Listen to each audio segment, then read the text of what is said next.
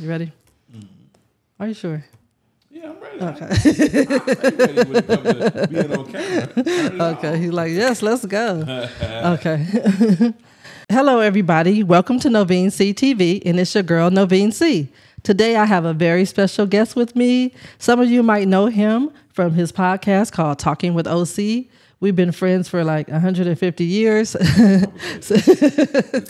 So I'm so happy to have him on my show today. Without further ado, OC, Overton Claiborne. Talking with OC. Yeah. I got that podcast, Talking with OC.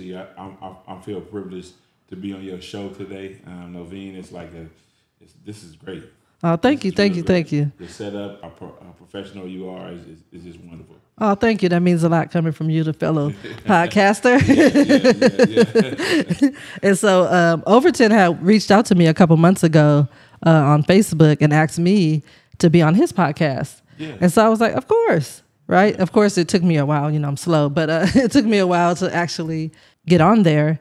But and when I first agreed, I said, wait, let me see what he's talking about, because I don't even know what he's talking about. I just said, yeah, because we're cool and we go way back. So I'm like, why not? You're my folks. So, I trust you, basically. Yeah. And so then when I started listening to his podcast, I was like, wow, this dude is like really talking about something, That made me feel good to know that, somebody I went to school with, somebody that you're doing good. You know what I'm saying? So I was like, of course I'll be on your podcast. And then I was like, of course you got to be on mine. Oh, for sure. Yeah. Cross promotion. Right. And you've been waiting for a while. I've been a little busy and stuff. So I thank you for your patience. Oh man, the pleasure's all mine. I know how busy people get, and you was traveling the world there for a second. So I'm about to go to Hawaii in 2 weeks. But work, podcasting. Yeah. No, get some good shots. Get some shots out there when you go out. Yeah, for sure. But he also was the one who he gifted me with my first mixer, and so I appreciate. Oh, and these headphones. Well, it's like we it's a community. I like this, call it a podcast community. We try to where I try to give everything that I can to anybody that want to listen. You know what I'm saying? Because somebody did it for me. This one guy named, I forget his name, but his podcast network is called BS3. Okay. And he's on Roku. Okay. So if you have a Roku channel or Roku TV, all of his shows, he got like 15 podcast shows, all in the network on Roku. So, that's dope. And he reached out to me after I hit him. He reached out back to me, and he gave me so much game about podcasting, and he didn't have to. So right. I carry that pay it forward. Right. So it's never nothing. If you need anything, it's never nothing. Thank you. Yeah, we can set it up. My folks. Yeah, we can set it up. But yeah. So I really, really appreciate that, though, because remember it like made me tear up, because I was like, you didn't have to do that. Yeah, you could have charged me or whatever, and I would have paid. Yeah, but I you know what? I took a page out of a lot of people, good people that do good business and people that do good things for people. It's not about what you can gain; it's about what you can give. Right. And if you can give something, you're gonna get it back tenfold, regardless. So that's how I look at it. That's how I look at it. So. That's true. It's real true. Thank you. And that just shows your character, and that you're a stand-up guy. Oh, and so, definitely. Yeah. That's how I like to be viewed. Yeah. But you can't be viewed like that if you're not that. So, right. I try to practice those type of things. So, right. Yeah. That's good. And that's what makes me like. I like when people that I grew up with turned out good. You know what I'm saying? I like when they're good human beings. Yeah. But it comes with understanding that life is what it is, and you just got to pick your lane, and you got to go and sit in it and go with it. Right. You can't be worried about somebody else, or you can't be worried about what somebody else is doing. But you can also lend a hand to people on the way up. Always. And pull them up, because there's room at the top for everybody. Right. Right. That's true. That's real true, because we both going. Yeah. And I'm proud to see the progress of your show. Thank you. When I first seen it, I can remember when I first seen it, I had to subscribe and like and look at it, because you're somebody I know from the neighborhood, and so I was like, yeah, people are really doing this. Yeah. Yeah. Thank you. And so one of the things that I really like about you is how you are a great father, and you pride yourself on that, and you try to talk to other men about being good men. Yeah, I hope at work, I hope we had a conversation about that in one of my groups that I was running about being a good stand-up father. I don't care if you know, not a good husband or you're not a good boyfriend. That's secondary to being a good father, because these kids need to be raised correctly. Right. And there's no book to say we got to do X, Y, and Z, but you know what it is, what you wanted, and how you wanted it, and so you spend the time. If you put the time in, you'll get it all back. Right. So speaking of that, so did you have like a role model growing up to see how to be a good father, or? Yeah, I had a couple of them. First and foremost, my dad, Overton Sr. Hey. Man, as a matter of fact, I go visit him. I'm going to go visit him on Sunday and holler at him. But he embodied what it meant to be a father and to really take care of his children without somebody asking him to do that. Right. You know, and I looked at those different things that he taught me, and I just brought all the good things, how I was raised. I brought it out in me being a father. That's how I did it. Right. So were your mom and dad married? Oh yeah, my mom and dad was together since they was in high school. Uh-huh. They had a high school relationship, and they got married, and they had my older sister, and they got married, and they was together for a number of years. Even when they had broke up, when I was in the 12th grade, and I stayed with my grandmother in the Crest on Simonton Street, 124 Simonton Street. 124 Simonton Street. 124 Simonton Street. And, but they were so much, they needed a break.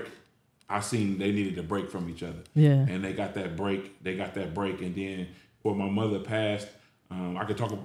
Okay. Before my mother passed, they had gotten back together for a couple of like the last 3 or 4 years of her life. They got back together and they were living together and doing their thing together.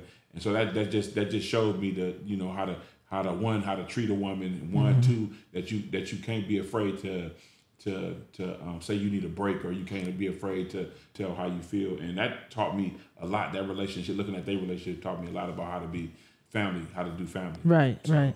Yeah, that's good. You're blessed to have such a great role model, you know, and then because some people have that, but they don't. They do the opposite. Yeah. But see, my granddad too, my dad's dad, him and my grandmother had 11 children. Oh wow. And they on 124 Simonton Street. Was a 4-bedroom home that they came out here from Louisiana and bought in the 50s. Wow. And so they was in the Crest in the 50s when the Crest was one of those model home areas. So my grandfather's really taught me how to. Looking at his relationship with my grandmother, he taught me how to really not sacrifice, because you don't really sacrifice for your kids. You put the time in with everybody. That's what it is. You put the time in with everybody. They had 11 children. Wow, around the Crest. That's amazing. Yeah. So your family is deep in the Crest, like roots. Oh, just everywhere, just everywhere in the Crest. If you find a family that's from the Crest and you mention my last name, they'll know one of the generations of the Claibornes from the Crest. Yeah, it's deep. Right, deep. Right. That's good. And that's how, our families know each other too. So yeah. It's crazy. His family is good people. Yeah. Your family was great people. Yeah, thank you. Me and my partner, when we came over your house one time, I can remember a long time ago when we was young kids, and we watched In Living Color at your house. That was cool. Yeah, that was funny when you told me that, because you said that you saw In Living Color for the first time at our house. Yeah, so I was like, wow, that's like a great memory, right? Because that was such a legendary show. Yeah. And then that you guys watched it at our house. Yes. So that was real cool. Yes. Yeah. Because I have 2 other sisters, and so like you're Latifah's age, or in between Latifah and Jamila? I'm Latifah age. Yeah. Your younger sister, we had some classes together. Yeah. And we was So we all went to school together, and so we used to all hang out and stuff. So that was real cool. That was a good memory. Great memory. Yeah. Great memory. And I don't know, I have like some selective memory about different things, but when it comes to good people, being around good people, I can remember a lot. Yeah. Thank you. I remember a lot. Yeah.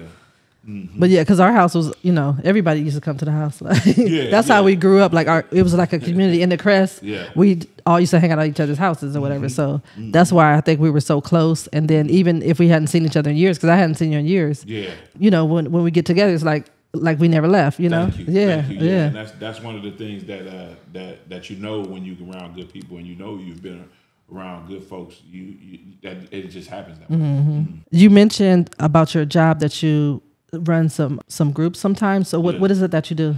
Well, I'm a DUI counselor, and what that is people that get DUIs, wet and reckless, is out there. They are mandated to take a course to get their license back. It don't matter if your DUI was 20 years ago.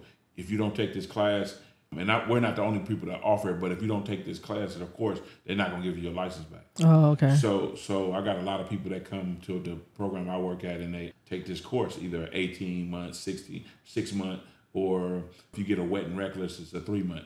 Okay. A wet and reckless is like a lesser charge for a DUI. Oh, okay. Yeah. So what I do is I run the groups, the education groups, and face to face is with one-on-one counseling with the person. Talk about they payments that they have to make, and then we talk about, we shoot the breeze for about 5 or 10 minutes, and we talk about different things that they can do in their day to stay clean and sober. Yeah, that's good. So yeah, that's what I do. This is Jesse James with Novine C TV. Follow me on all podcast streaming platforms. So, but what made you get into that? I always like working with people.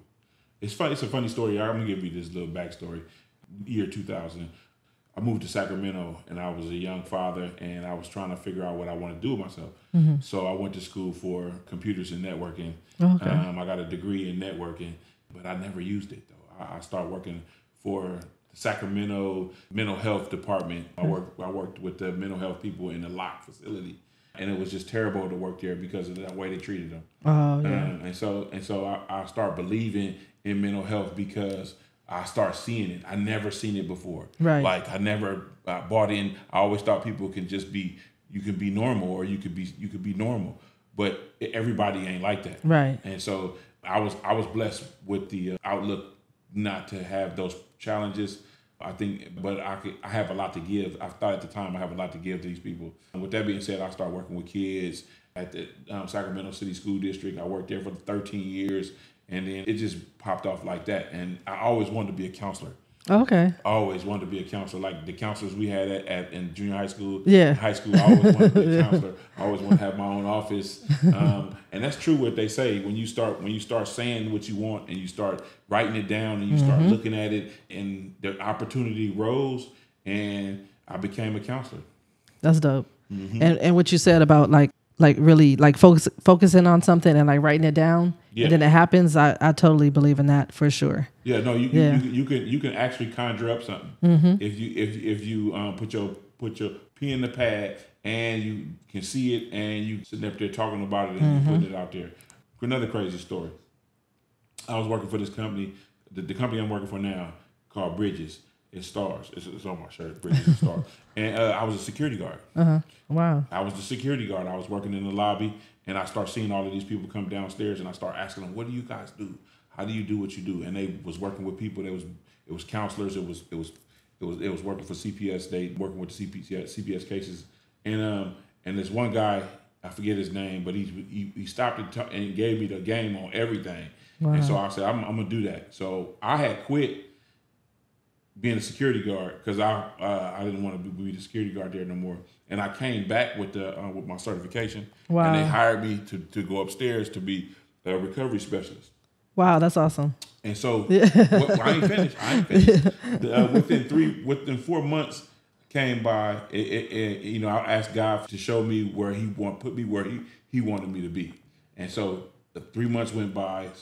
Some crazy stuff went down at the job, and then they came. They brought me in and asked me did I want to run groups, and that's what I really wanted to do. Wow. Run groups and be a counselor like that. And so I moved over to DUI, and here I am. But let's not skip over what you said. You said you asked God what we were supposed to do. Yeah. And then a couple months later, He showed you. He showed me. Yeah. He showed me. And that's always been in my life. You know what I'm saying? He'll show you. He may not bring you there how you want to go there, but you're going to get there. Right. So, and the reason why I say that is because before I had made some mistakes at my recovery specialist job, but I was told that I had a year to learn the position. Right. And the position has a whole lot of different ins and outs to it. And you can easily mess up some stuff if you not properly trained. Well, anyway, this is how I know God worked.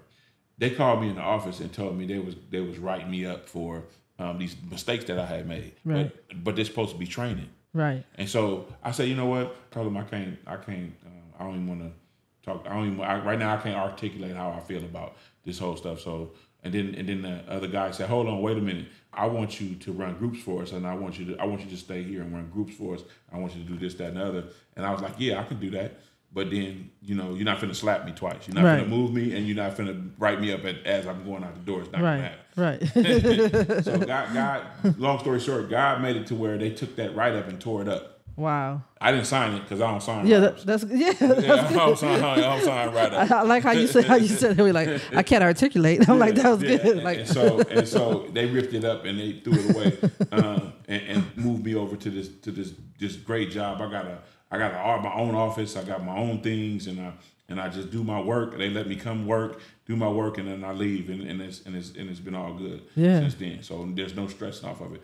So there it is. That's good. That's real good. Yeah, and you seem like you love it because every time you talk about it, you seem like it's great and you love it. Yeah, it's good because I get to help people. Yeah, I get to really really help people get done with they move on with their life with their DUI stuff. It's a lot of money that they pay to because my program alone, if you're going for 18 months, it's $5,000. Oh wow. So you be ready to come out the pocket. Plus the 3 month is I think $1,500, and then 6 months is $3,000. Oh, okay. So they got to pay that before they get their license. That got to be all that stuff got to be paid up. Yeah. Mm-hmm. So it's rewarding, like seeing people's progress. Mm-hmm. Yeah. Mm-hmm. Yeah. Mm-hmm. And I talk to them all the time about being accountable. Yeah. And not only being accountable, forgive yourself for making a mistake. You made a mistake. Right. Let's not live and dwell in that mistake. Let's get the solution and live with that and chase that. So they respect it and they like it. So. That's good. Mm-hmm. That's real good. Mm-hmm. So since you have that job, are you going to school too? Or? Yeah. Every Saturday, 9 to 4, I'm on Zoom in my room with my snacks and my video game on the TV, listening in class and going to class on Zoom, trying to get my certificates. Right now, I do have a certificate, but this is going to be a certification. Okay. And then I'll be the full-fledged counselor. I can do whatever I want with that at that time. Okay, that's great. Mm-hmm. Well, good luck with that. How much longer you have? I just started, and this is my third module, so I got till it'll be till December. Okay. I'll be till Christmas time. I'll be done. That's cool. That. Mm-hmm. That's real good. So since you have all that going on, what made you start your podcast? Oh, y'all got to go on my podcast, talkwithoc.com, and pull it up, or anchor.fm/Overton Claiborne dash. You put a dash in between Overton and Claiborne, and it'll come up on Anchor. Anchor has been a wonderful platform because it's free. Yeah. And they don't put the restrictions on your time. They don't none of that. And they just got this video part of their website, so you can do your video and you can do your audio. So it's been a wonderful site, Anchor.fm. But to answer your question, which was what made you start the podcast? He plugging everything, but your the link to your podcast and stuff will be in my description too, cool. So everybody can click on it and check them out. Cool. Yeah. What made me start the podcast was a couple of things. The first thing is my cousin Dave Earl Simpkins. He passed away, and I was always thinking about Dave, and his rap name was TOC. Yeah. And so I was thinking, well, what can I do to commemorate that? I can put that in stone if I put that in my name to my podcast, TOC. So I did that. And another reason why I started the podcast was because I wanted to leave something behind. Once you put something on the internet, it never goes away. Right. And I'm big on legacy right now. Legacy. What do you want? What do you want your name to mean, or what do you want your place to mean? So that was the reason why I did it. And I was gonna write a book at first, but then I was like, nah, there's too many people write books. Let me get into this podcast game and talk it out and do it like that. And shout out to one of my partners, Ben Dope Entertainment, Booby. He pushed me to start my show one night. Oh, really? I was at work and I was playing around on the internet, and he went live, and so I was watching his live, and I typed in his live, typed a message on the live, and I say, you're gonna be on my show. Asked him would he be on my show, and he looked in the camera and he said something to the fact that you need to get your show up and running. Right. He really went hard on me like that. I was like, but I didn't take it like that. Right. I took it as him encouraging me. Yeah. So that night I started my podcast from the car. Oh wow. That's dope. Mm-hmm. Yeah. Okay, Booby. Thank you. Yeah. And then, podcasters from everywhere was giving me advice, telling me I didn't have to spend a lot of money. But when you get in this podcast game, there's so many different stuff that you want to get for your podcast. Right. You see. I had bought this other mixer and stuff that I had. The first one, I had to sell it because I didn't even know how to work it. Oh, okay. But when I found the Rodecaster, that's when it made everything fit. Everything go. Yeah. That's good. And then Booby kind of pushed you out there, but did you already have like an idea of what you wanted to talk about? Yeah, I had an idea. I wanted to interview people. I wanted to talk to people about everything under the sun, nothing political, nothing religion wise, and only because those things are too like subjective. That you people have their own different views, really different views on politics and religion, and that normally causes friction. And on my show, I wanted to talk to people about everyday life and everyday things, like if you're a father. What do you do with your kids? How do you parent your kids? And talking to some childhood friends, plug some of these holes for me because we ain't been around each other in a while. Right. What you been up to? Right. That type of stuff. And then when I got the chance to talk to LL Cool J. Yeah, I'm glad you mentioned that. I was gonna say that. Man, that guy is so down to earth. During the pandemic, he was inviting people to come on his page and his live to talk to them live, and he punched me in and we talked for a second and. That really would make me want to talk to people on the podcast. Right. Yeah, when I saw that and how cool LL was, talking to you and stuff, that made me respect him a little bit more, because I was like, he was cool. Like, he didn't seem like he was, some people can be jerks, I know some people. I didn't encounter some people that are jerks when you just ask them just to sit down and talk to them. I mean, and they shoot you to their manager or they act like they don't know. They look past you. I'll be like, but you standing here telling people that you help the community and you help everybody. Oh yeah. But you don't. But why can't I get a sit down? Just sit down with you. It's only talking for a minute. It's only talking for a minute, and you ain't got to come where I'm at. All you got to do is call me because I hook in with the telephone, and get you. So, but I ain't gonna let nobody push me off my star. I'm gonna continue. Exactly. Because there's other people out there that have interesting stories that you can interview. Oh, it's so many people. You wouldn't even know. Like, you come in contact with somebody selling shoes, you can talk to them about that. Mm-hmm. And like the journey to get there, right? Yeah. Because that's what people want to. That's what people want to hear. They want to talk about their journey. That's what I want people to hear. I wish I could get if I could get an interview with like E40, or if I could get an interview with somebody like that. I wouldn't necessarily talk about the music, all the music. Right. I would talk about the tycoon part of the deal, and I would talk about how do you raise a family in this day and age, and still be successful. Right. See, that's the stuff I like to talk about too. Yes. And so. Put it out there though. You said you want to interview E40, so you are going to interview E40. I'm going to interview E40. Yes, and talk to him. You're going to ask him those questions. Yeah, I want to ask him those questions, especially since he doesn't have to be in the same space as you. So E40, talking with OC, wants to interview you. But when I interview you, we're going to be in person. So that's good. Mine's going to be different, but no, but that's good though. Because that's somebody who is from our hometown that we grew up around and stuff. So that would be really good. It was a bunch of misconception back in the day about them and us and all that type of stuff, and I would just want to clear the air and be like, if you from Vallejo, we everybody together, right? That's how I look at it. Exactly. Yeah. So who's the most interesting guest that you have interviewed so far? By far, Noveen. Oh wait, what? Oh, Noveen C. But yeah, that was a good one. One of my aunties came on. Hers was good. Who else is interesting that I interviewed? The show that I really liked when I got a chance to interview both my daughters and my sister at the same time. Yeah. When everybody was on the podcast together, that one right there was was one of my highlights. Right. I liked it that one. Right. And that should be real special to you since it's your family. Yeah. Yeah. Yeah. And so are they like impressed and surprised that you have a podcast?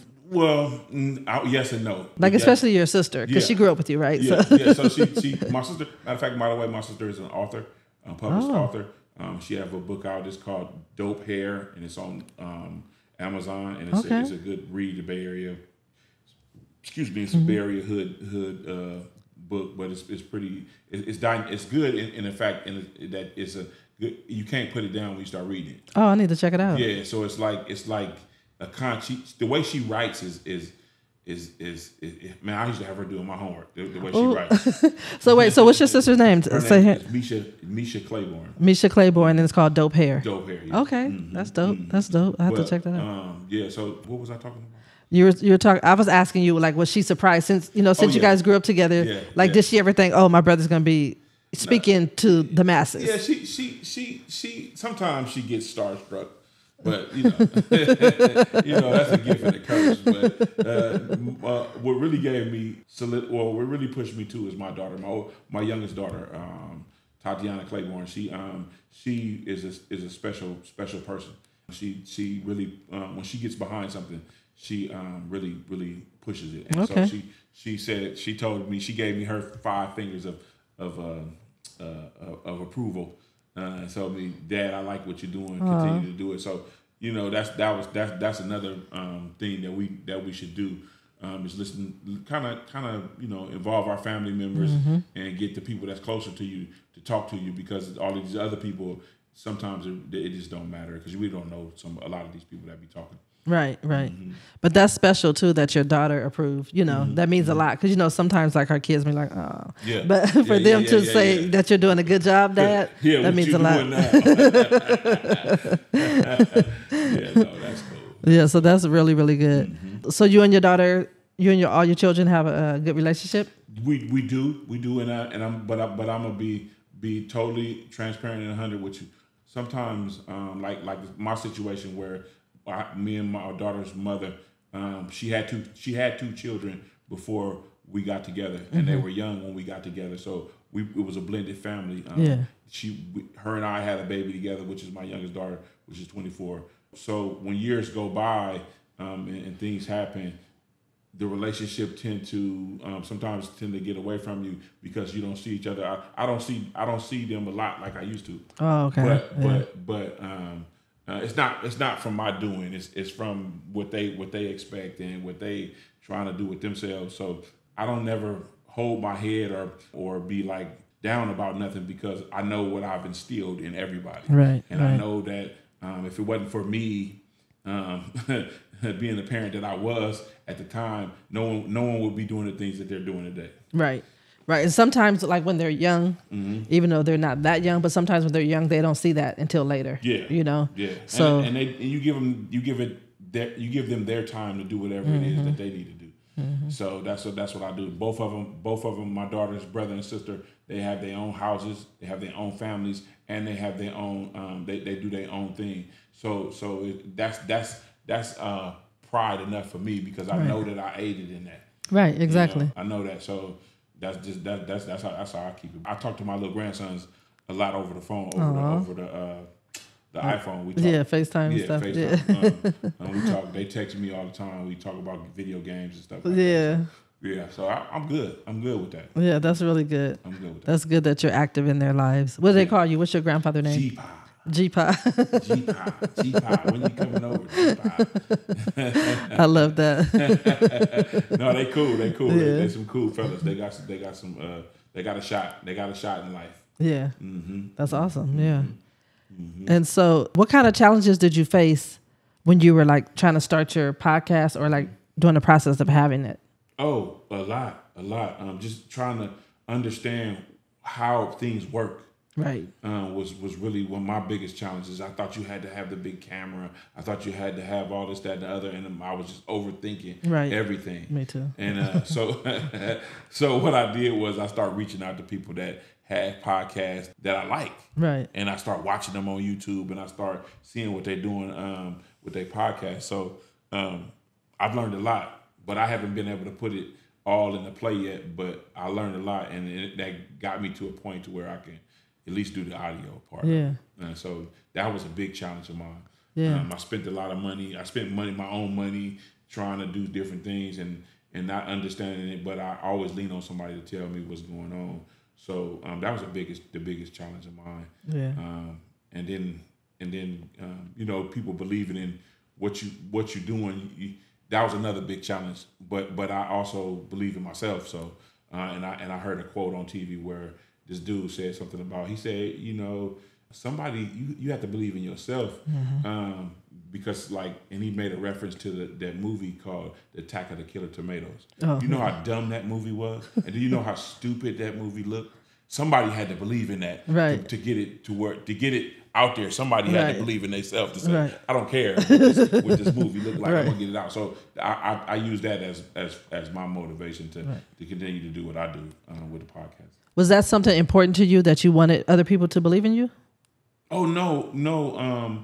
That was secondary, but the response I got from a lot of people was good. But some key people I had to cut off of asking you anything about what I'm doing because they so negative. Oh yeah. They're so negative, and that part not to cut you out, not to cut them out as totally or all the way off, but just about what I'm doing. Right.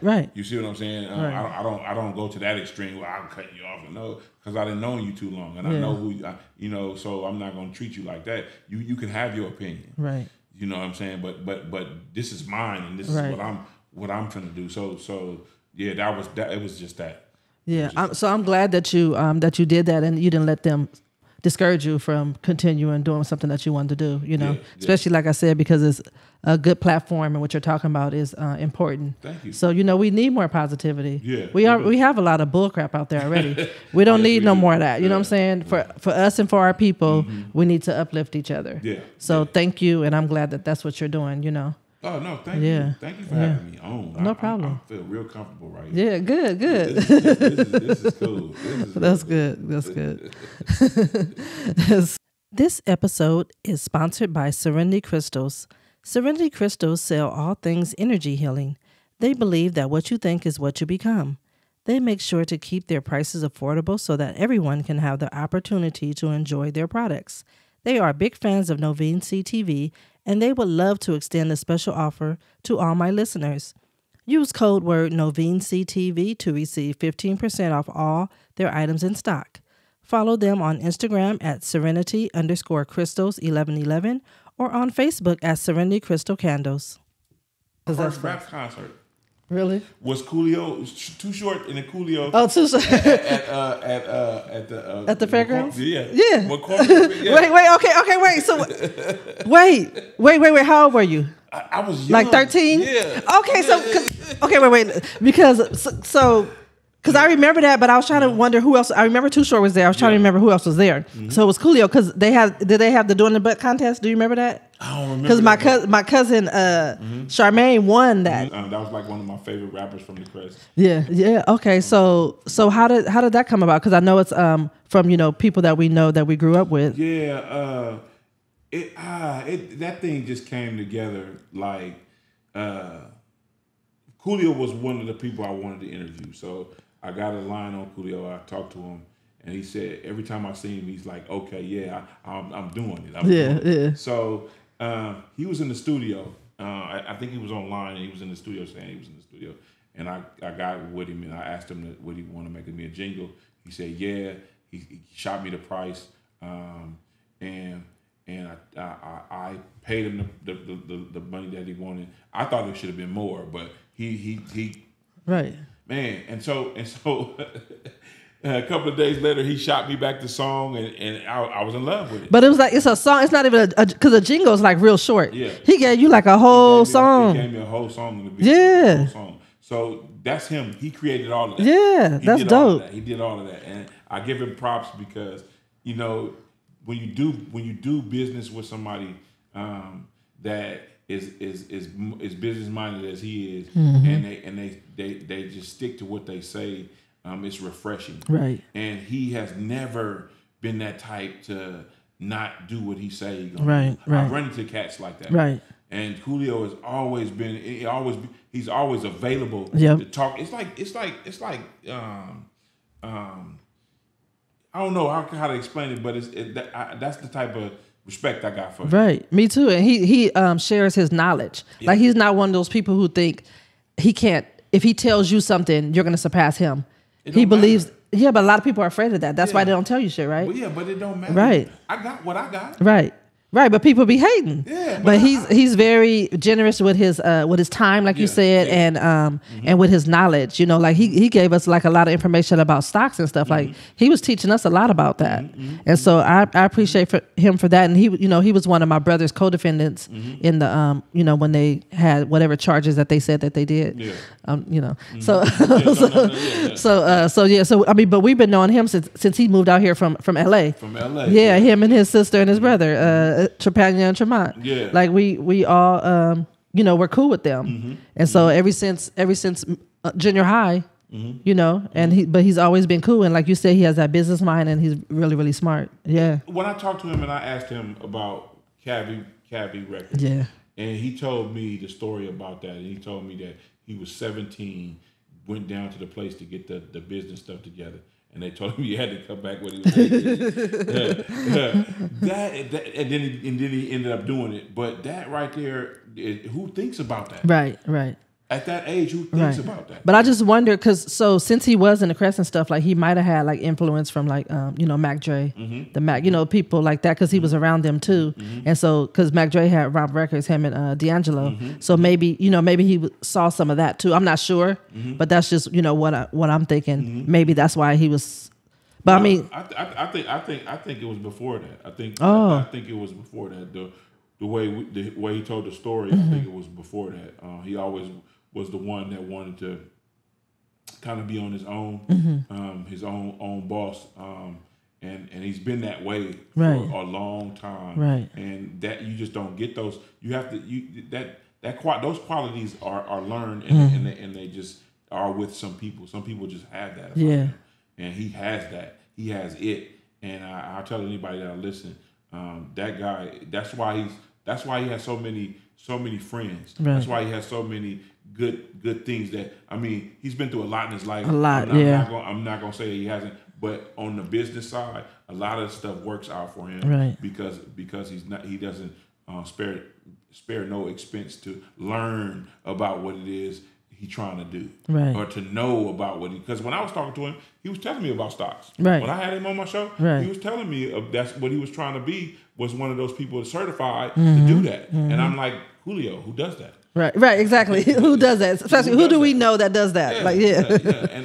But like I say again, anybody that'll listen, that is one of my favorite, all-time favorite, and I would put his catalog against anybody's. Right. My all-time favorite people in music, period. Julio the Underdog. Yeah, because he not only sings, he not only raps, he makes the music, he produces the music. He can tell you exactly, he can arrange it, he can tell you exactly what he wants and how he want to do it. He can shoot videos, Right. all of that stuff. Right. All of that stuff. So I just be at awe with people that know how to do that. Right. That's good that you mentioned that. He has an amazing mind, and people need their props. He showed out on my intro. Yeah, I was like, damn. He showed out on my intro. What's up with No Bean CTV? Yeah. And I used to have this little block. Like I used to be like, don't nobody know who I am, and then for him to say, just to call me Sam. Right. That was like. So right? You understand, right, and because the jingle, because the song was personalized, so I was like, I thought maybe like you gave him some stuff to say or whatever. He just really paid attention to who you are and what you're doing, and then that was dope. He always wants to be a part of something that's positive and that's going in that direction. Yeah, always. Mac Mall. Ma. I went to school with this fella. Yeah. We were in drama. We had drama classes together.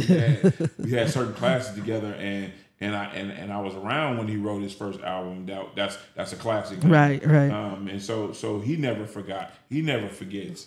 And it's just fellas like that really give a great eye to the game. Give they put good things back in the game, and he was in the studio. I texted him. We was texting back and forth. I was at work. Right. Never forget it. I was at work, and he was in the studio. I was saying, Matt, can you give me some drops? He said, yeah. He shot me the price. I shot him the money. He said, write down or text me what you want me to say. Text him what he wanted to say, and then he sent it back to me. Yeah, that's dope. That's love. Yeah, yeah. That's so love. I support. That's why I support fellas like that, because they have supported. They don't know how they have supported me, but they have. Right. Let me tell you a little story about Maul real fast, because like their whole family, he has so many cousins and all that stuff, but like their whole family, his parents and aunts and stuff, they grew up with like my mom and dad. Yes. So like our family is like generations deep. Our family, right? And so, and I got so much love for all of them, all the Davises and all them. So, so Maul, he called my mom's moms. He was one of the ones who called her moms, and he came to her funeral. She died during the pandemic, so we had to have like a weird ass drive-through funeral. It was stupid, but anyway, but that's the time. Yeah. So we had our pallbearers, and two of them were my two older sons, but. So I had to, we gathered the pallbearers up and they were about to be ready, but then my kids sometimes wander off. So they wandered off and they were like down the parking lot when it was time to, lift her up. So then, and I'm trying to call their phones, but it was like going straight to voicemail. So I said, what the hell? So anyway, so we only had 4 pallbearers, and then who stepped in? Maul, and then our other brother stepped in, and, but then my kids came. So like right when they were about to pick him up, my kids came. But then, so I was like, oh, the kids are here. But he still stood there like, I'm not moving. And so my kids had to get in where they fit in. So it was like 8 instead of the 6. And so, but I was just like, that was just so huge for me. I was like, because he said, like, why wouldn't I do it? Like, why wouldn't I step up? That's moms. You know what I'm saying? But that just, I already hella loved him. You know what I'm saying? Because like I said, our families are deep. But that just made me love him so much more that he did that for my mom, you know what I'm saying, the last. And then when we got to the cemetery, he was still one of the ones, it was still 8 of them that took her out and put her, in her final resting place.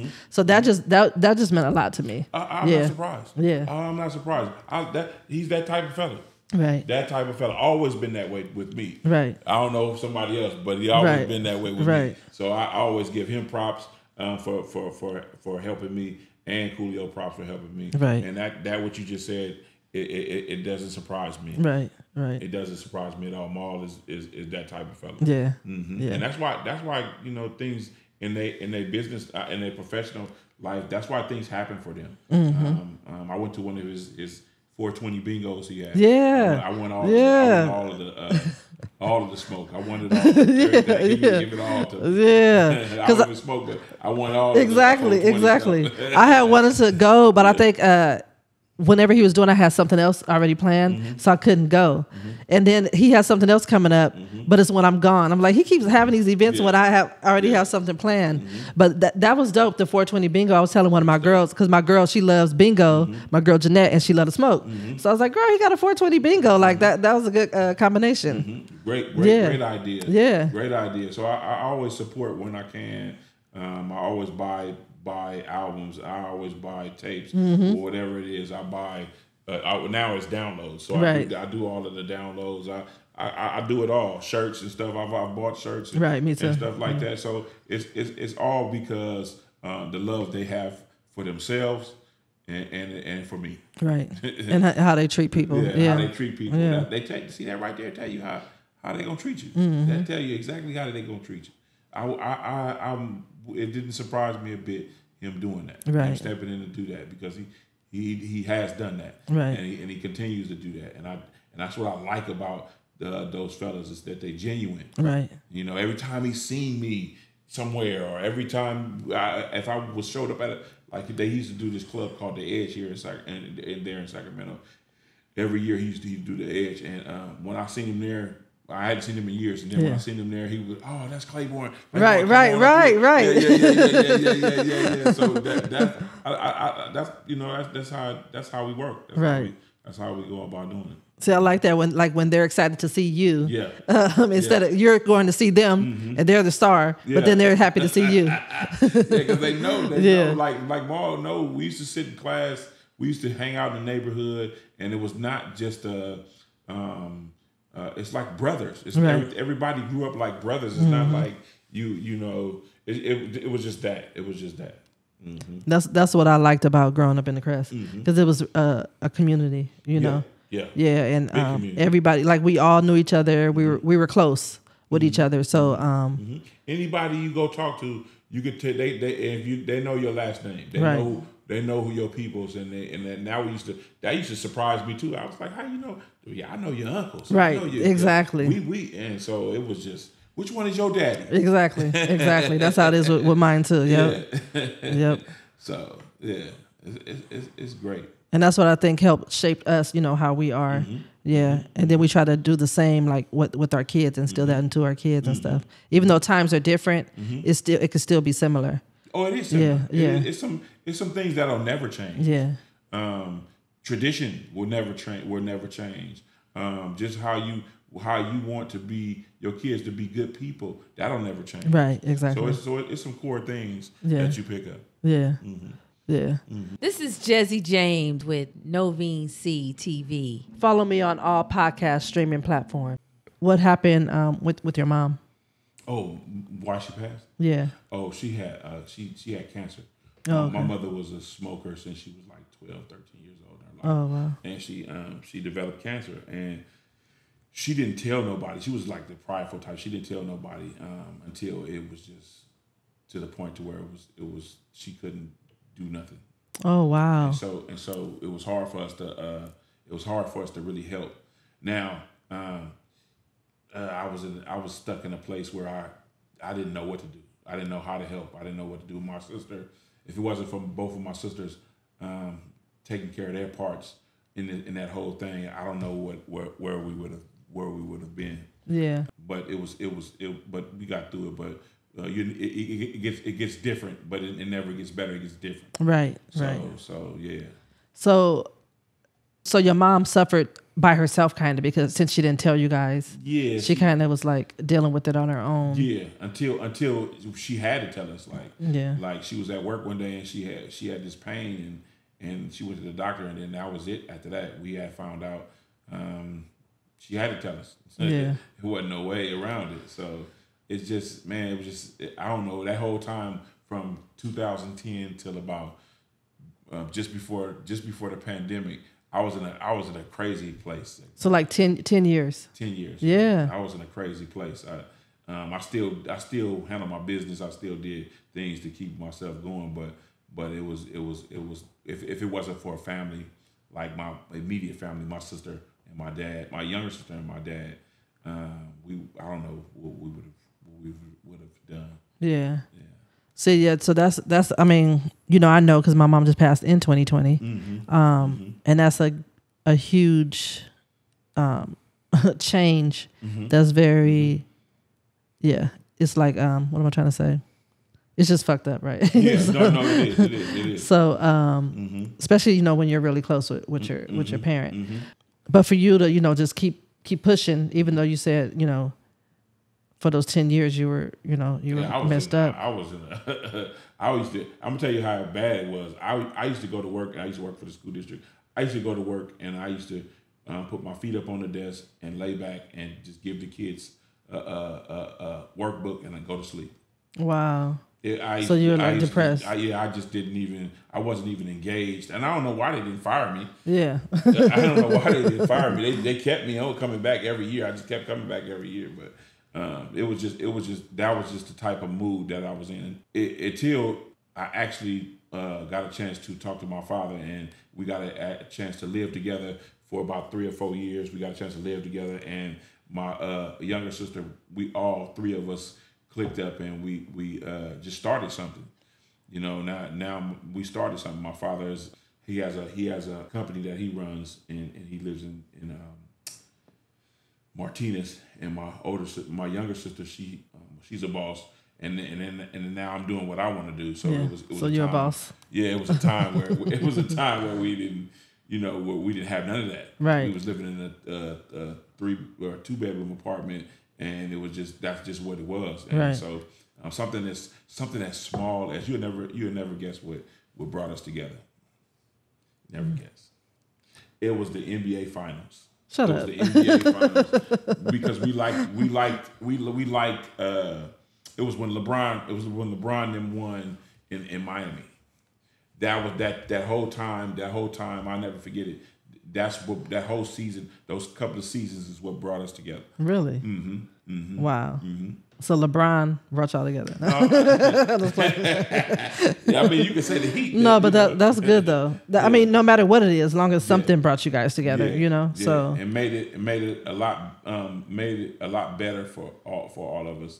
No one never gets over it. Yeah. But it just made it a lot. It made us be able to lean on each other and get that out. Right, and that part is important. And so, you know, when my mom passed, that's what we did. We had, you know, I have siblings and stuff, so we leaned on each other. Yes. And so I can't even imagine like people who are only child. Ooh. And, you know what I'm saying? Like Deion Cole, you know, the comedian. When his mom passed recently, was it last year? Wow. He's the only child. Wow. And he didn't know his dad. So it was like, you know, his mom was everything to him. Yeah, yeah. And so when she passed away, it was like, oh my, like, you know how when somebody else's, after your mom passes, when somebody else's mom passes, like your mom passed again. Yeah. Did you feel that? Yeah. It's a residual effect. That's why you have to really get into why, or how can you become better? How can you better deal with it? Grief. How can you better deal with it? Because if you don't, then everybody's mom that passes will affect you. Right. Speaking of that, did you know Jason Smith's mom just passed? Didn't know that. She just passed the other day, Saturday, I believe. Didn't know that. Friday or Saturday. Man, see, and my condolences to your family, brother. Yeah, so that's crazy. Her funeral is next Friday. Well, you know, that's the world we're living in right now. People that then brought us up are now you know, going to meet their maker, and that's how I view it. That's how I view it. Yeah. But I never want to be insensitive and tell a person, you know, I know what you're feeling, because I don't. Right. Everybody is different. Right. Everybody's relationship is different, and how they grieve is different. And so, since you're a counselor, did you go to counseling? No, I didn't. And I should have, and I still can. Yeah, but so I you still can still go. No, I still can, but I didn't use counseling for that. I used counseling for something else. Oh, okay. And it taught me a lot about me, about Overton. Okay. So you think counseling is effective? I do. Yes. I do. I think it gets a bad rap. Yeah. I think people should really think about unpacking some of the things that they need to unpack in front of somebody that's neutral. Right. Somebody that don't have a dog in the fight. Right. Because they can't give you they can't sway you either way. Right. And what they're gonna say to you is any good counselor or any good therapist is gonna lead you to make your decision and lead you to think about things for yourself. Right. I think counseling is a great way to go. Yeah, because they help guide you, and they give you language, and they give you. I'm trying to think of the word that I'm trying to think that they do, because it's like you're talking it out yourself. Because some people say that too, like, why would I go pay a therapist when, like, basically they're just going to tell me what I already know or some shit like that. No, they're not going to tell you what you know. They're going to lead you so you can see what it is you really need to know. Right. I've seen a lot of people that have went to counseling for whatever reason, and sometimes you need a clinical name or something clinical to understand what it is that you're going through, right. so that you can know what that is. Right. You can put a name to that. That's what this is. So if I'm feeling like that, that's what that is. Right. So I should do these things to deal with that. Right. Right. If you don't know what that is, then you can't. It's like you're having a sickness or something. You don't know how to cure it. Right. Right. And they help you notice the signs like leading up to. Yeah. So before you get to that point to where it's too much, they help you notice, like, if something is happening in your body, you can feel it, like, okay, this is getting to be too much. So maybe it's anxiety. Yeah. And so I need to do this, like change what you're thinking or do something different. So that's what they helped me with when I went, you know. And also that's what I was gonna say. They help you communicate well, Yeah. because that was like one of my things too. Like me trying to like express my feelings and stuff. Like that's always been a weakness of mine. Even like in a relationship, like even if I love the person, like I don't know how to describe it or say No, it. yeah, it's a challenge. It's a challenge, and only how you gonna overcome that is if you talk to somebody that know what that is, Right, and right. they can tell you exactly what it is, and then let you incorporate it in what you're doing. That's what I like about counseling. Yeah. Yeah, and I had to go to. I went to counseling and I'm just gonna be honest. I went to marriage counseling. That's good. And when we went to marriage counseling, it taught me a lot about myself and what the things that I was glossing over, or the things that I didn't really think about, and because I thought I had it all together, I didn't. Right. And I had some real stuff to really unpack about myself, and so that really taught me a lot. It didn't save nothing, Right. but it really taught me a lot. I took a lot out of it. Right, and as long as you're getting something out of it for yourself, then it's a success. Success. Yeah, and also it can help you in future relationships. In So future like relationships, since that marriage didn't work, that's fine. But Yeah. maybe your next relationship or marriage or whatever will, because of the tools that you learn. Yeah, and I give everybody a shot. It's not. I would never put some expectations from a different relationship on somebody else. It doesn't work. Right. Because everybody got to have their own. Everybody carve out their own niche, their own lane. That's the first thing that you should do when you're in a relationship. If you get into a new relationship, don't bring that old stuff into that. Right. Yeah. But that's hard, right? 'Cause especially like if somebody might act a little similar or whatever, Yeah. so it triggers you, right? And then Yeah. you're like, oh, this person Yeah. did that, so you're gonna do that too. But you have to guard against that. It's certain. You have to let certain things happen and see if it's gonna happen that way. You can't. There's no one that sees the future. Right. But that's why certain things. That's why building a relationship is a journey in itself. Building a good, solid relationship is not. I don't want to say work, because people use that term too much. Work. It's not work. It's just getting to know somebody, and really it's a process. Right.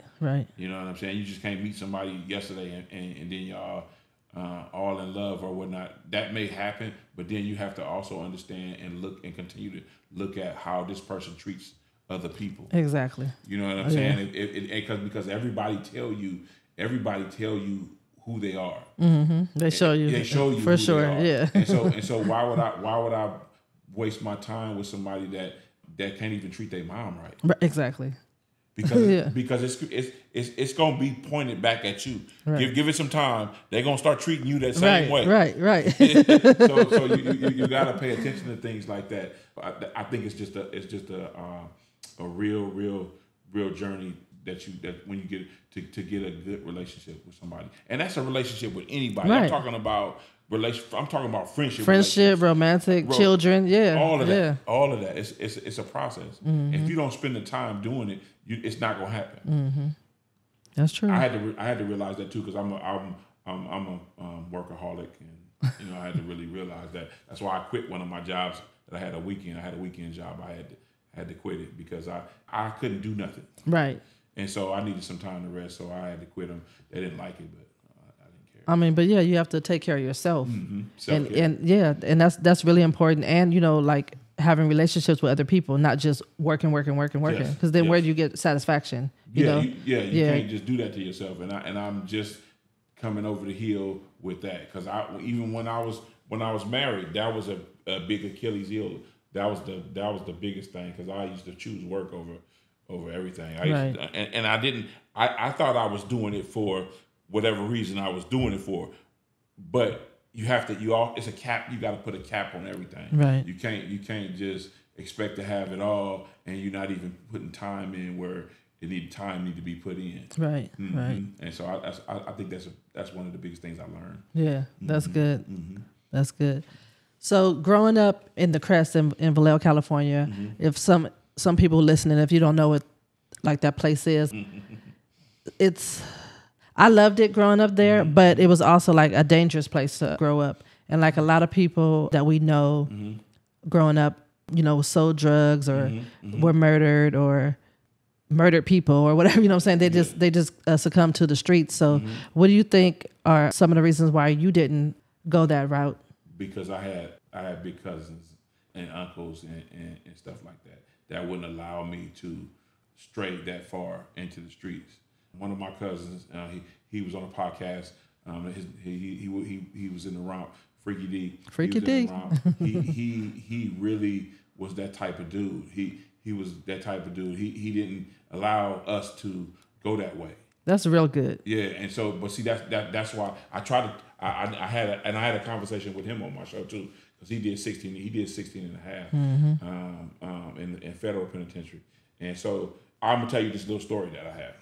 One day I was messing with this female, and I went over to her house, and we was over her house, and she went out to get us some water out the kitchen. She came back in, and she said, "Your cousin is in the living room." And I was like, "Which one of my cousins is here?" Long story short, it was Freak. He was in the living room and he was messing with her sister. So the night went by, the morning came. I had to go to school. Freak was going back to the Crest, so I jumped in the car with him and we was going back to the Crest. And so I'm not gonna say names, but he pulled up alongside some people and they were talking about some things and he the first thing came out of his mouth was, "Hold on, y'all, I'm finna take my cousin home." Oh yeah. My cousin, I'm gonna take him home so he can do whatever he need to do, and then I'll come back and I'll holler at y'all. And that right there, he used to he kept us out of harm's way on that end. Yeah. So that's why I never went all the way to the streets, because I seen through him and I seen through some of my other cousins that's not the life I wanted. Right. But don't get me wrong. I'm not saying that they're bad people going to the streets or being in the streets, because it looked like it was fun. Yeah, it did. Yeah. It looked like it was real fun. I ain't gonna lie to you. Having cars, having girls, having everything that you can want at that age, that looked real fun to me. But they just wouldn't let us do it. That's good, because because sometimes people who are out there doing stuff like that, they don't care like about other people who are doing it too. Yeah. So that was good that he cared enough about you to say, "Hey, just because I'm out here doing whatever, you keep your little butt in the house," as his older cousin. Yeah. So that was good. That was really good. And to not have you around that too. So he's like, "Hey, stop this conversation. Let me drop my cousin off, and then we'll come back to whatever it is that they were doing," which was nothing really bad, because they're good people. Yeah. No, you good. You good. I think it's just circumstances. Yeah, and they were young too. Yeah, and I think it's people just doing what they do. You can find a crooked person that work at McDonald's. You know what I'm saying? That ain't nothing. And you can find an upstanding person that just got his hands into something that he got caught doing. Right. You know what I'm saying? And that's how I look at it. I look at it as people are not bad people unless you're doing bad things, like you messing with kids or you doing some stuff like that. If you killing and you messing with kids, then you a bad person. I ain't messing with you. Right. Exactly. Yeah. If you do a little weed, or if you do a little selling a little drugs, sell drugs. Yeah. That doesn't hold as much. I don't see that as being. I see that as I seen that back then as self-care, because a lot of those cats, that's what they had to take care of themselves and their family. Right. So that's what they did. It wasn't a game to them. So that's how I look at it. Right. And then some of them who came home and are doing really good, they became businessmen, because that was kind of like, entrepreneurship, you know what I'm saying? Like hustling and stuff. So once they outgrew that stuff, did their time, they came home, because Freaky D, he has his romper room shirts and stuff like that, right? So he does doing very well. Yeah, still the Shabbos guy I know, and he's doing real well with him and his family. And he's married. And so that right there tells me what type of person you is. Right. When you do that. When you able to turn yourself around and do that. So that's why some of them, I'm so proud of them, because they didn't go back. Yeah, they got their stuff together. Yeah, they like I said, started businesses. And speaking of that, I have on a Thea shirt right here. Yeah, This is Miami's wow. One Love to Nobody. Yeah. Miami's Miami shirt. Yeah. So they made mistakes growing up, and now they're grown as hell, and they're trying to do the right thing, taking care of their families and staying home. There's nobody wants to be incarcerated. Right. Nobody wants to wake up in one of those situations. Right. So, it'll behoove you to come home and do something right with yourself. Right. Because Exactly. everything is different. It's not the same as it was. Right. The street game is not the same. Exactly. And then now it's just so many more opportunities. Yeah. With like entrepreneurship and stuff that we didn't have back then or we didn't know about. You can cash in on your own likeness. Yeah, exactly. Yeah. Especially with the internet and stuff, because back then we didn't have that. The internet was really new, and then now it's just so easy for everybody. If you have a cell phone, you have a computer. Yes.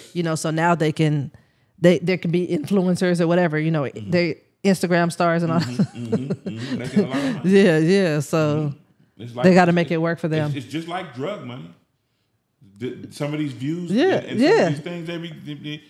So I mean, you could look at it either way. Right. Yeah. So yeah, thank God for your older cousins that kept you out the streets. Alfred Robinson is another one. Alfred Robinson, oh man, that guy. I love that guy. That guy is just. He's a character. Yeah, he would always be in protect mode from us doing something crazy like that. Do as I say, not as I do. Yeah. You know what I'm saying? I'm gonna take care of you. He was always there to say. When I was hanging out with him, I'm gonna take care of you. Don't even worry about that. We gonna be good. Yeah. And it always worked out that way. So, yeah. That's good to hear. Those are all my folks too. Yeah. You know everybody. Yeah. Yeah, but I didn't want to gloss over what you said about Dave Simpkins, right? Oh yeah. Because Dave Simpkins, that's my folks too.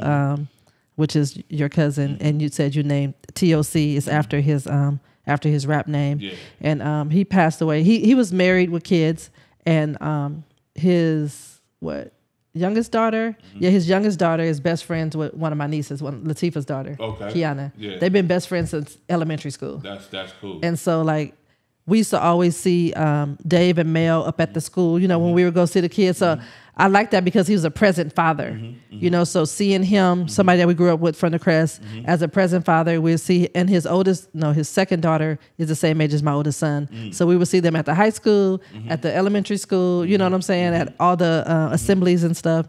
So once he passed away, that was just a huge impact, even on me, because I was like, damn, like he was such a good and present father, and that's a huge loss. Yeah, huge. Huge. I'm gonna tell you like this too. Watching David made me become a better father too. Because they can say what they want to about us as being husbands or boyfriends or whatever, but they can't never say that we bad fathers. They could never say that. And that's watching Dave used to always. I used to be like, damn. That's how you're supposed to be. Right, exactly. And so that's why I am the way I am with what was with mine. He always showed up for his kids. And you're supposed to. Yeah. You're supposed to. And we make no excuses. We do what it is we got to do to take care of ours. Right. No one had to ask Dave to do this, that, and the other. Right. For his kids. Nobody. Right. And I took that as being serious with mine. Nobody had to ask me to do whatever it is I need to do for my daughter Tatiana and her brother and sister. Nobody had to ask me to do nothing. Right. It was already there. Even when I wasn't in the household with everybody, it was just there. It was just certain things that was there. So I mean, and then I get kind of upset when I hear young men say, well, she won't let me do this or she won't let me do that. That's of your own doing.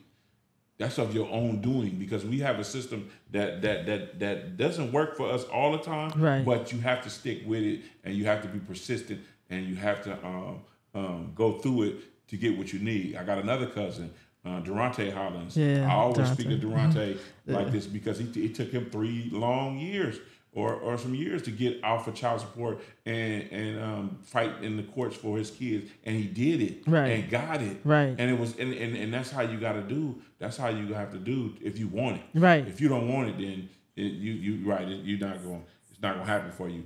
But I look at people like that and try to emulate. I try to emulate that. Try to get that energy in me and keep that energy in me and keep going forward. My cousin, my other cousin, I just mentioned his name, Alfred Robinson. Love all his kids. Right. Him and Dave was so tight. They showed me the way how you supposed to be. Right. And so I would never say come out of my mouth or she won't let me do this or that was just from my mind. Right. No, but yeah. So. Because just like they're her kids, they're your kids too. Yeah. How can you tell me? Right. You can't tell me nothing about my kids. My kid, even though I wasn't in the household when she was in high school, she lived with her mother most of the time. But I was always there. I was always taking her to school. I was always around having conversations with her about everything, doing everything. I had my hands all over her upbringing. Right. And so I leave it like an athlete. I leave it all out there on the field right now. Right. She can take care of herself right now. Right. That's good. That's real good. And remember what you told me when you said you told her you were going to take her to school, but then you asked her about catching a bus. Tell that story. Well, this is an age-old story, but my daughter, she kept me accountable. She held me accountable too, because she would not let me say something and not follow through. Right. She was like she was in what was it, kindergarten or first grade, one of the two, where she had to ride the bus to school, and I had a graveyard job, and I came home. I had told her, I said, "Yeah, well, Dad, I'm going to take you to school. I'm going to take you to school." And me over talking, I could have just took her to the bus. I thought I could just take her to the bus and had a bus take her because I was tired and I needed to get some sleep. Well, we went around the corner to the bus. She walked around there. We went around there, but she would not get on the bus. She would not get on the bus.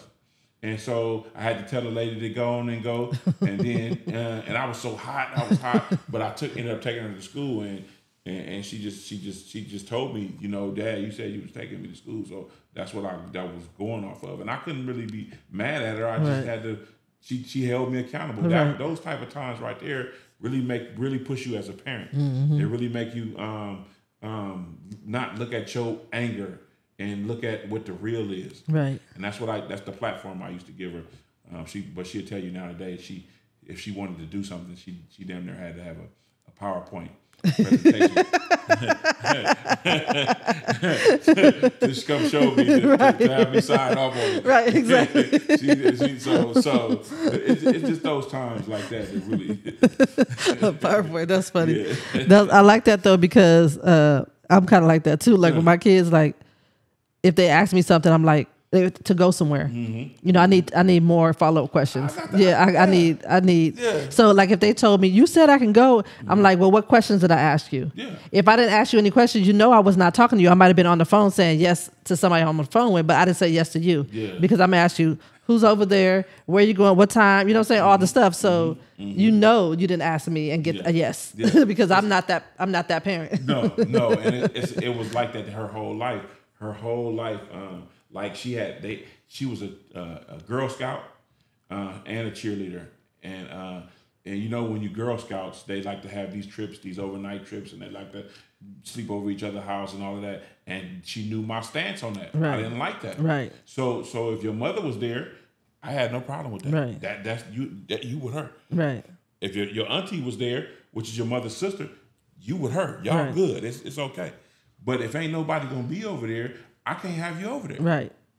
I can't do it. I'm not doing it. I used to be the bad guy all the time. Oh well, you got to protect them. Guy. Yeah, and I used to like it too. Because I know where you at. I know where you at. Exactly. You have to protect your children. Yeah, because you don't know.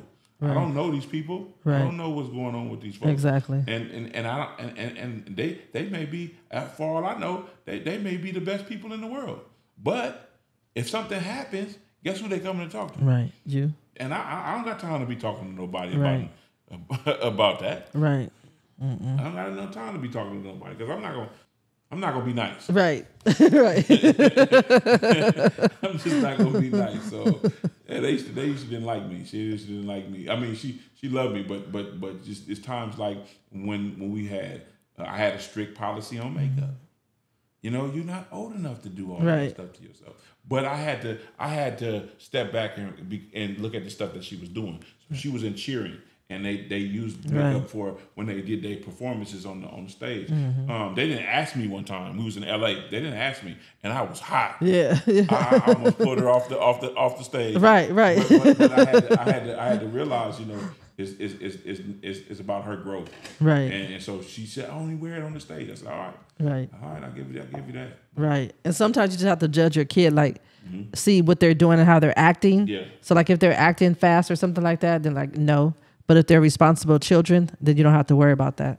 Yeah. No, and that's what we strive to put in each and every one of our kids. When you put the time in, that's what I want. That's all I've ever wanted was somebody to care about themselves. You care enough about yourself to not hurt yourself. Right. To not do things that's gonna compromise your name and who you are. Right. You know what I'm saying? And so that was huge for me. Got another story. One time my daughter was in school, and her birthday is December 1st. And so she got out of kindergarten earlier than she's supposed to.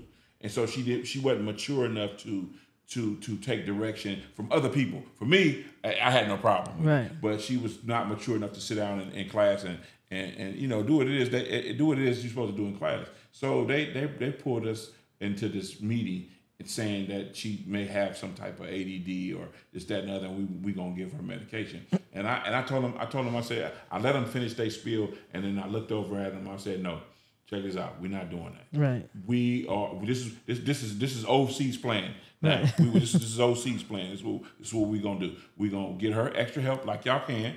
And we gonna and I'm gonna hold her back because that means that she won't be mature enough to deal with things after the fact. And long story short, I did not let them give her any medication. Right. I did what was necessary.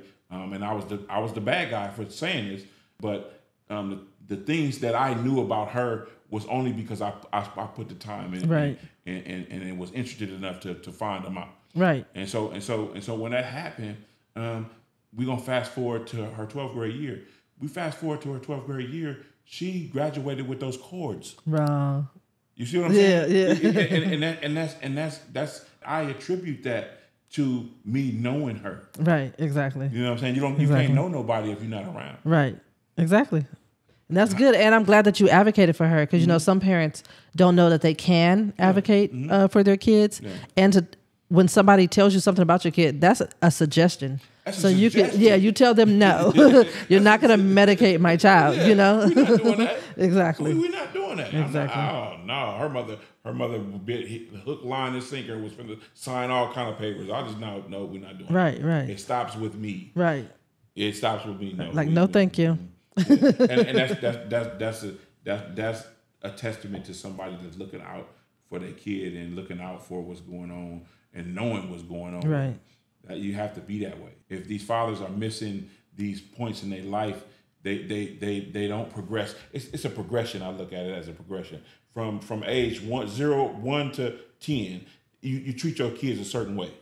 If you miss that window of time with them, then when they get to that teenage age and they moving on, they're different. Right. Exactly. You can't treat a teenager like they 5. Right. Exactly. Yep. So if you miss that and you trying to do that, how are you gonna build a relationship with that kid? Right. You're not. Right.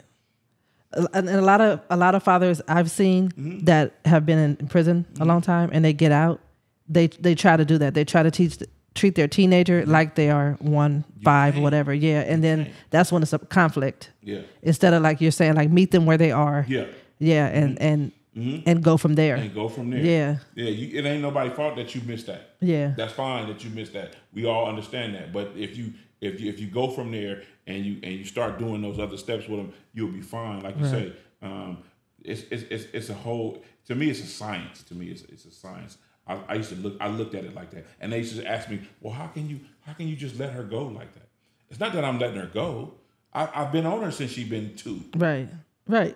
Right. You see what I'm saying? Yeah. So I understand what hat I got to put on today. Exactly. From where you at in your life. Like right now, I have no worries. Right.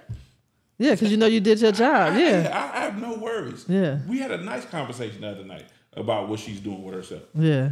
And so I trust that. Right. You trust, I trust that. That's amazing. Yeah. Yeah. That's hecka good. Yeah. Yeah. That just shows that you did a good job, and you know that she's gonna make good decisions. Yeah. Yeah. Yeah. So, like, did you, as she was a teenager and stuff, like, did you talk to her about men and like the different ways that they're going to? Let me tell you how I had to do that. Let me tell you how I had to do that. I was petrified of my daughter coming home telling me she was pregnant or she was this, that, and other. I didn't deal too well with that type of stuff. But my daughter was when she was coming up, she was the girl. Her mother made sure she was like in dresses and she was this, that, and other. But she steered more toward the tomboyish type of deal. So I was like, okay, maybe we gonna be all right. So she started doing cheerleading. She started doing all kind of sports and stuff like that. So she stayed. My daughter actually stayed on that tomboyish page. Mm-hmm. And so her best friend was a gay dude. Excuse me. I mean, I'm not saying I don't want to.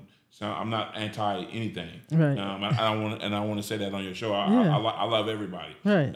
And I dislike everybody the same.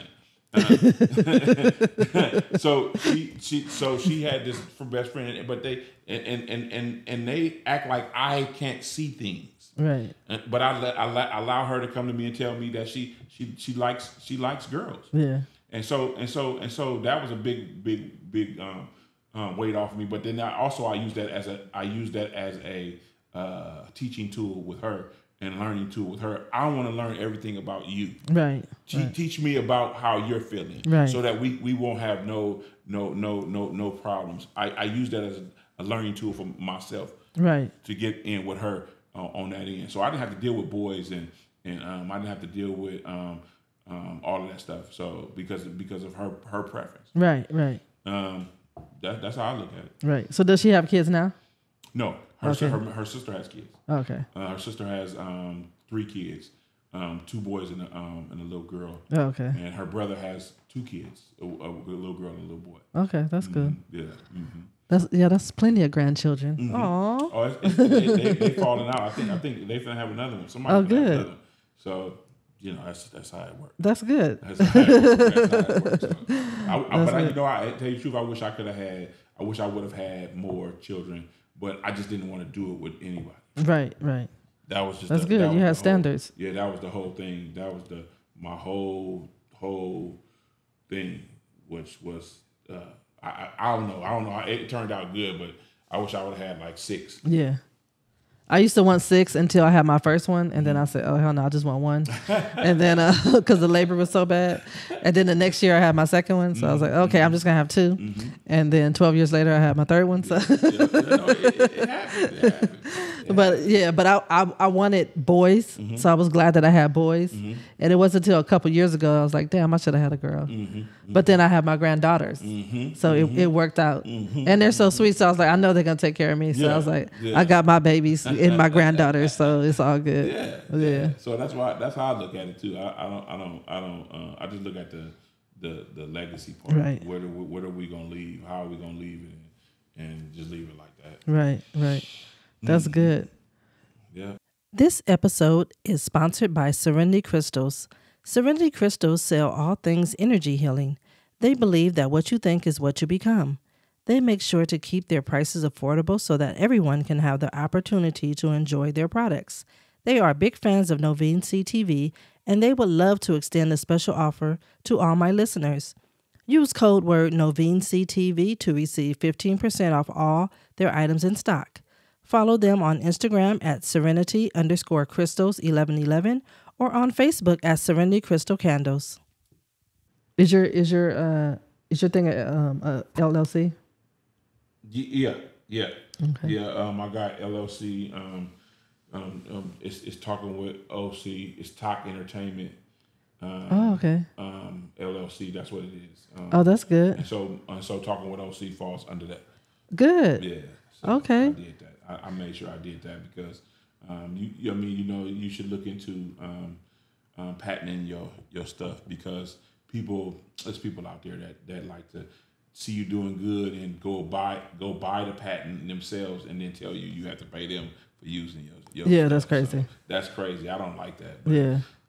I try to do myself justice by, at least like when I make something, like I made this thing on my phone, this little thing right here, I sent it to myself. Oh yeah, for the proof. Yeah, I sent it to myself. So it's like, you didn't have that before I had it. Right.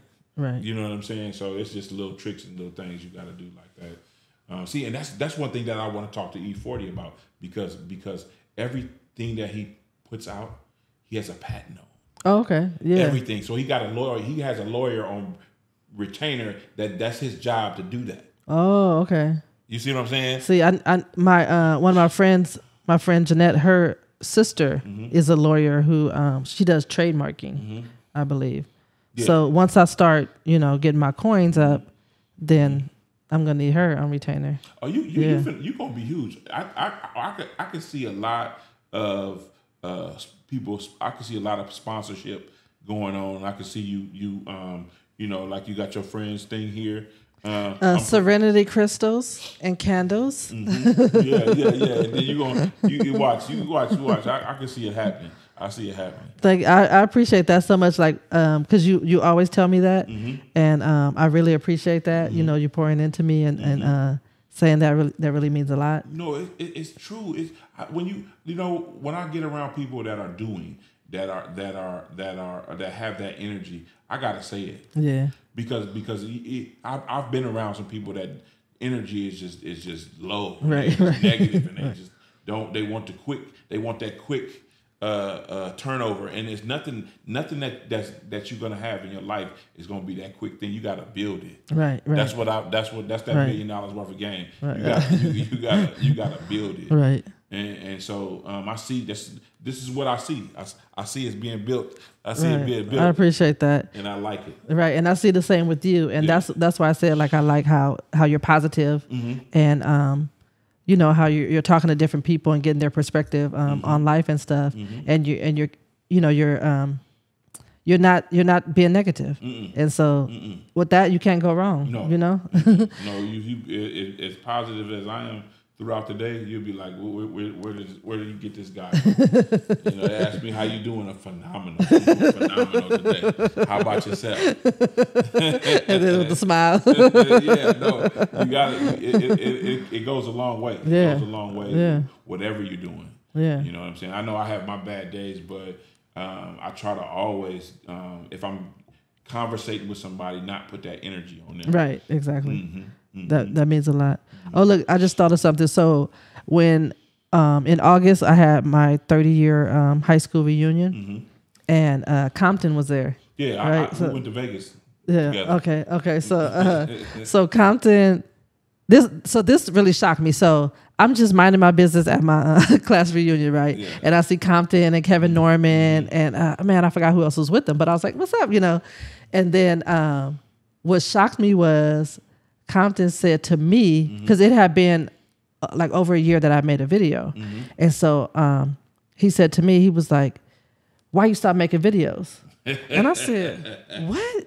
Like you watch my videos?" Yeah, and he was like, "What you mean? Yeah, I watch your videos." And I said, I was just like shocked, right? Yeah. And so then, and then he said, "So why'd you stop?" You know what I'm saying? And I said, "Oh my God, you're about to make me cry," because I had stopped because I was still going to UC Berkeley, and then it was the year anniversary coming up of when my mom passed away. Yeah. So I had to sit down and I started telling him, I started crying. And then I said, I'm trying, I was going to make a video in March, and then my son's baby mom died. I said, so it was just like so much, you know what I'm saying? So that's why I didn't. And when I make these videos and when I'm speaking, I want to be positive. I want to be in a good mood. You know what I'm saying? I don't want to be on here down or sad. Yeah. So I was like, I couldn't do it. But he was just telling me that what I was doing was important, and I Yeah. need to make more videos. Yeah. So that just meant so much to me, Yes. coming from somebody that I know that, we grew up together and all Yeah. that stuff. So Yeah. that just meant a lot. And I was just telling him, man, that meant so much. Thank you, for the support and stuff. So that was, that's why I love that brother. Yeah. And I could say it out loud. I love Yeah. that brother because he is one of the rare ones that will tell you how it really is, not how it's you perceiving it, not how it's supposed to be. He gonna tell you how it really is, and that's what I love about him. We went to Vegas together to the Pro Bowl, okay. and we had a good time. But Yeah. that's my dog right there. Yeah, and he's a good dad too. I see he was out there with his Oh, daughter, oh, and his daughter wonderful. was treating him to Yeah. go eat and stuff into Wonderful. basketball games. I said, Yeah. no, that's how you know when you did it right. Wonderful, Yeah, wonderful. He another one at the time he was going through something trying to get his kid, a single father, he was trying to get his kid. We just cut from that cloth. I don't Right. know what it is from day one when we met. These are the type of fellas we are. We're not gonna let nobody dictate to us what we gonna do with our that's something that belongs to us. right, exactly. As I told my daughter, I said, I'm gonna tell you what my mama said. My mama said she looked at me and she said, she looked at my daughter. She said that, excuse my language. She said that ass belonged to you, but your ass belonged to me. Like you're not too grown. Yeah. So we always been that type. Yeah. Me and Comp, we always been that type. Yeah. So I only run with people that do that. Yeah. That's upstanding, that do things in that way. I can't be around nobody. And it's not personal. It's just something that I can't mess with. Right. Somebody that's not at least doing things on that level. Right. Exactly. And you've done it on that level. How many times? How many What? kids? How many boys you got? Oh, 3. See, you've done it 3 times. 3. Oh. No, you've done it 3 times. You on that level. It's like we it's a fraternity. This is a fraternity. Right. I look at it like that. Right. And I can hold my head high and be in that fraternity because I know I've done some good things on the Right. parenting side. Right. That's awesome. Because that's what we need. The kids need to have healthy relationships with their parents, so then they could be healthy adults. Mm-hmm. I mean, of course, we're not perfect, and we try our best. And like you said, there's no like real manual on it. Mm-hmm. But I just knew that I did not want my kids in the streets. You know what I'm saying? I didn't want my kids in gangs. I didn't want them in prison. Yeah. You know what I'm saying? So my kids are 28. My oldest one's 28, 27. Then my baby is 15. And they haven't been to prison or anything. You know what I'm saying? They have different they kind of don't. lives. Yeah, their mindset is not even like that. That's what Like I didn't even want them fighting or nothing Yeah, like that. I that's was like, me and your dad, we did enough growing up fighting. You know what I'm saying? Like you guys don't need to do that. You know what I'm saying? The way I'm raising you. You know what I'm saying? Plus, because if they did fight, right, somebody might try to shoot them. Yeah, that's this day and age. You got to be careful of what you're doing. Where you're at, how you. You just got to be careful of everything. Right. I mean, it ain't. I always say it. We used to walk from the Crest to school to Solano Junior High. My daughter used to live half that distance, and I used to take her to school. Right. Exactly. Exactly. Every day. I mean, we're not. It ain't the same time Right, anymore. right. You're not finna walk out there like that. Right. I used to take her to high school every day. Right. That's just how it is. It's a new time, and we got to treat it that way when we raising kids. Yeah, we used to walk all over Vallejo. All We used to over walk from Rancho to the Crest when Yeah. we moved to Rancho. Yeah. And you used to know how far back in Rancho we lived. We used to walk all the way to the Crest. Yep. Oh my God. Yep. We used to have a heck of fun. And then sometimes we might see like my brother and them, Ray and them, Yep. and they might pull up and give us a ride or something. But most of the time we was just walking and hanging out and having fun. Yeah, or walking to Lofus. We used to have so much fun. We used to could do that. Yeah. We used to could do that. Nowadays, you don't know what folks on somebody's mind. Right. Right. So and on my watch, Right. ain't happening. Right. Not gonna So happen. go get your pointer and your PowerPoint presentation. Set it up in the living room and pitch it to me. Right. That's hella funny. I used to tell my kids like, give me 5 reasons why I should say yes. Or whatever. Yeah, And they have to be good reasons. articulate. Yeah. But the first thing I used to ask is all your stuff done? Right. I mean, if you can't answer that, then it's already you already know what the answer is. Right. You know, you got to come to me with everything laid out. Right. Who is what and what is who. Right. Line it up. And what you call it? That's what my youngest son too, because he'll ask me something. I say, "Did you finish your homework?" Yeah. And then he'll say, "I did." I said, "It's yes or no. Did you finish your homework? Don't tell me what you did, or don't tell me what you have left. Yes or no." And if you're talking, that's a no. So just say no. Yeah. So that's just how we gonna roll. Right. Ain't no hard feelings. Right. I do gotta say this is a great setup.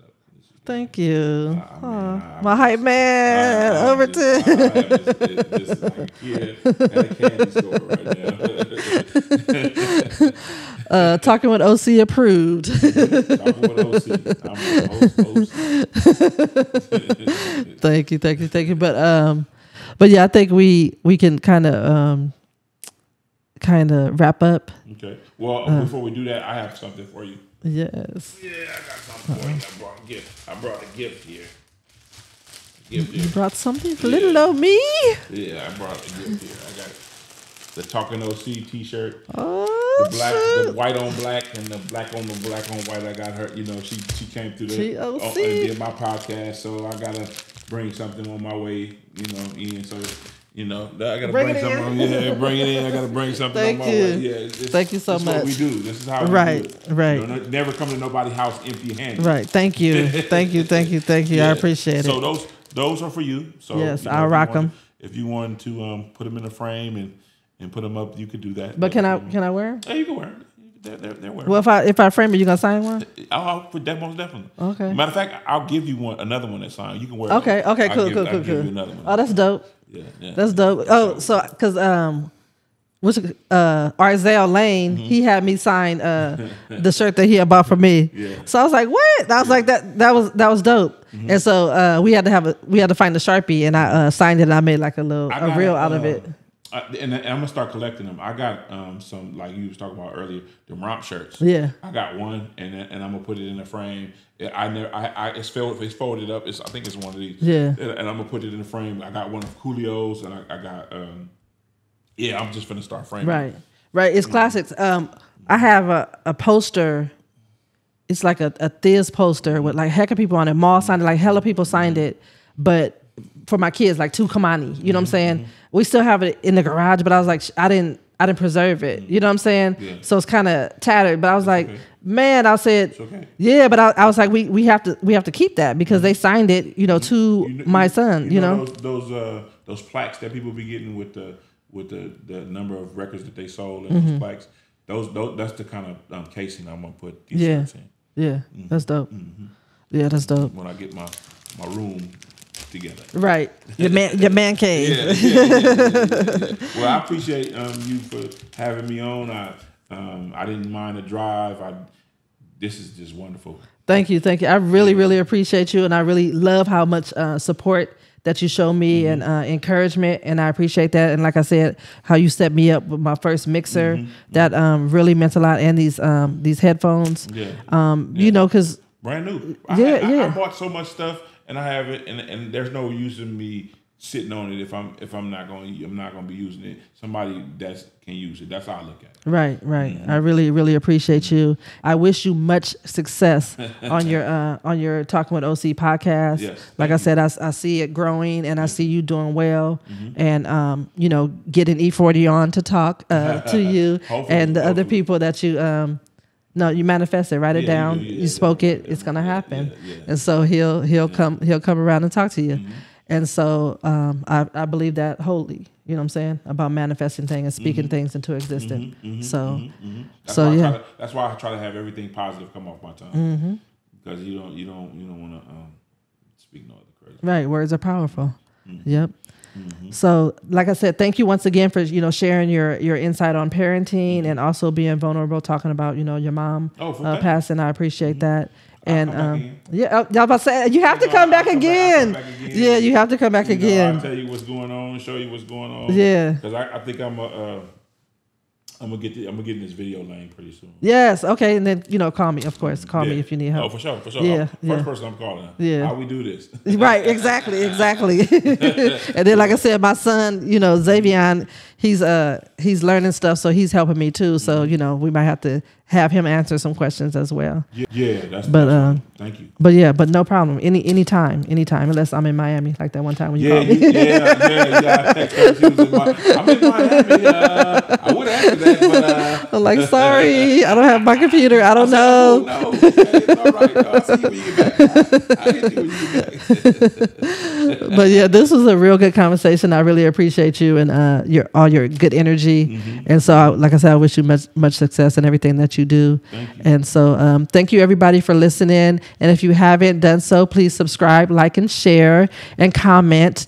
And also follow us on all social media platforms, Noveen C TV and Talking with OC and .com. And we will the link to all his social media and everything will be, and his website will be in the description of this video.